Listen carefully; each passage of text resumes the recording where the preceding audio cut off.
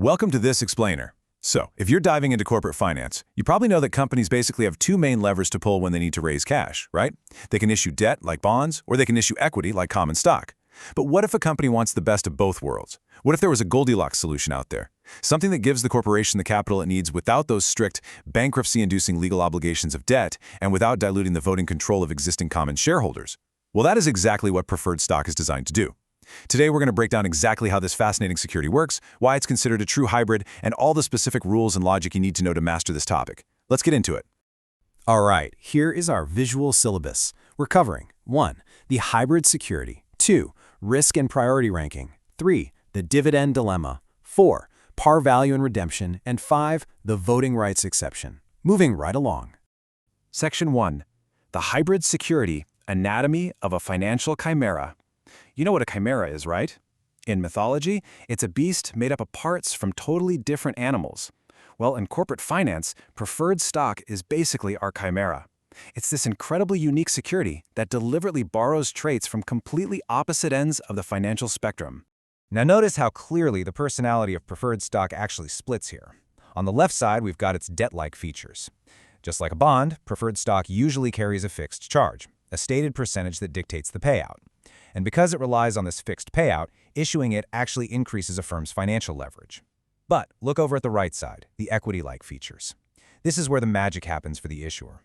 Unlike a bond, where missing an interest payment is a huge breach of a legal obligation that can literally throw a firm right into insolvency, there's no strict legal obligation to pay preferred dividends.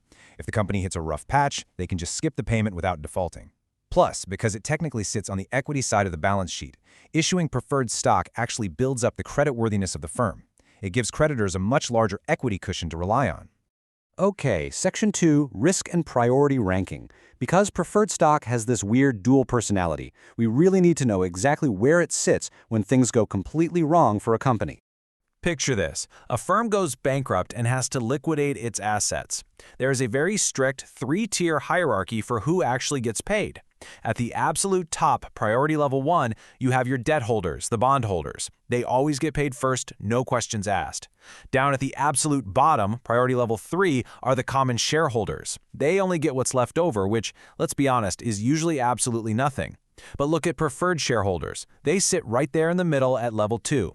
So what does this actually mean for risk? Well, it means preferred stock is slightly riskier than a bond from that same exact issuer, which is why it usually offers a higher yield to the investor. But it is much, much safer than holding common stock if a liquidation event happens. You're guaranteeing priority over the common owners. Which brings us to Section 3, the dividend dilemma, decoding the jargon. Now that we know where these guys stand in bankruptcy, let's talk about how they actually get paid when the business is running normally. Finance loves its jargon, and there's some highly tested terminology here we need to decode. First up is the concept of cumulative dividends. Remember just a minute ago when I said management can just choose to skip a preferred dividend payment if cash is tight? Well, if the preferred stock has a cumulative feature, that skipped payment doesn't just poof into thin air. It accumulates. And the absolute strict rule is that all of these accumulated, unpaid dividends must be fully paid out before the company is allowed to hand a single penny to the common shareholders. It gives preferred shareholders this incredible line-jumping power.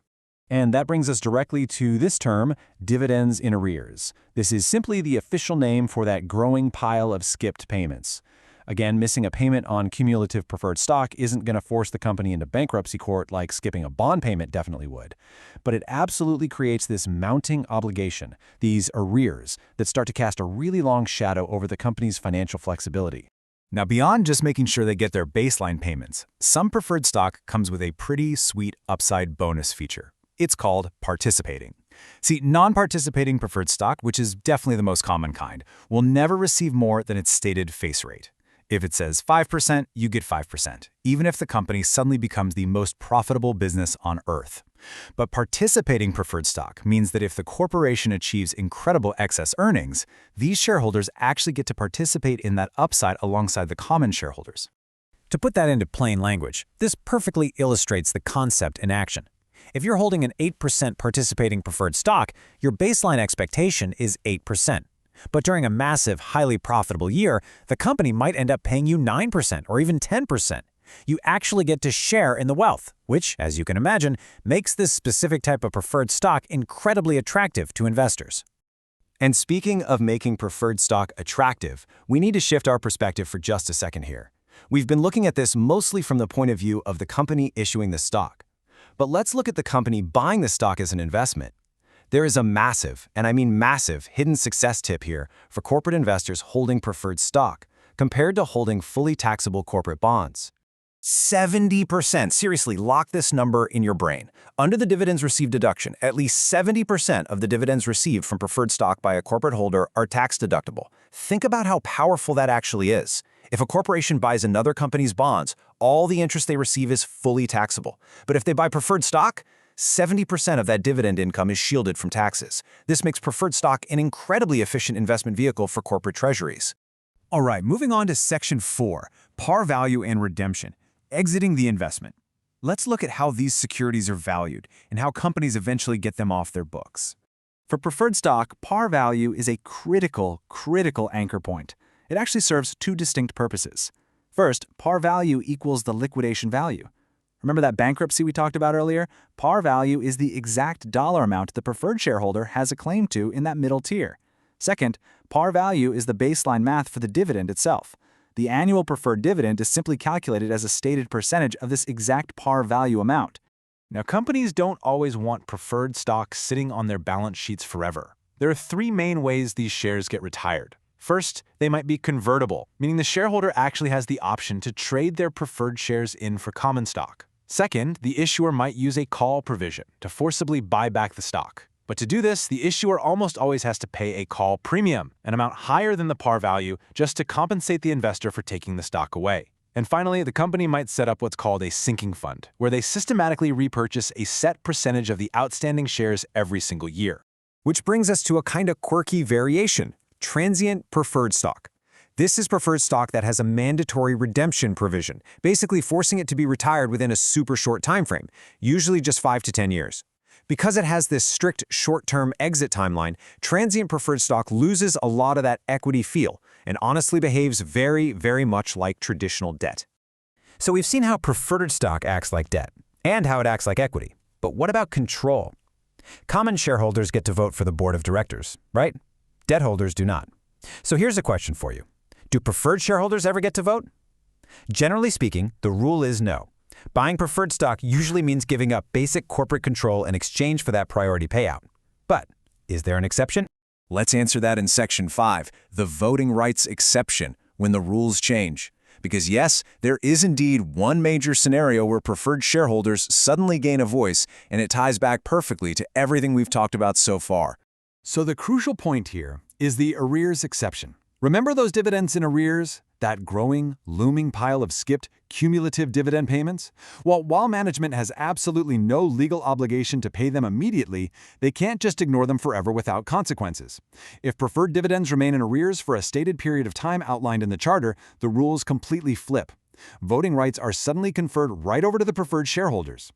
The financial literature actually hits the nail on the head here when it says, accumulated unpaid dividends may create major managerial and financial problems for the firm. The whole initial benefit of preferred stock was that it didn't force bankruptcy during a tough year. But the harsh reality? Letting those arrears pile up creates massive headaches. Management suddenly wakes up to find themselves dealing with a brand new block of angry voting shareholders who have stepped in to demand their money, completely disrupting the control of the common shareholders. So we've covered the whole shebang today. We've seen how preferred stock beautifully balances the leverage of debt with the flexibility of equity. We've seen its priority in bankruptcy, how cumulative dividends and arrears work, and those massive 70% tax advantages for corporate investors. But I want to leave you with one final, slightly provocative thought to chew on. If preferred stock is this perfect Goldilocks hybrid, why might a highly profitable firm actively avoid issuing it? Think back to the issuer's tax situation. Unlike bond interest, which is fully tax-deductible for the issuing company, cash dividends on preferred stock are paid out of after-tax income, meaning they don't get a tax shield for it. This makes preferred stock substantially more expensive to issue than bonds for a really profitable firm. It all comes down to a trade-off between financial flexibility and tax efficiency. Understanding that trade-off, that is the absolute key to mastering capital structure. Keep that in mind as you continue your studies, and thanks so much for joining me in this explainer.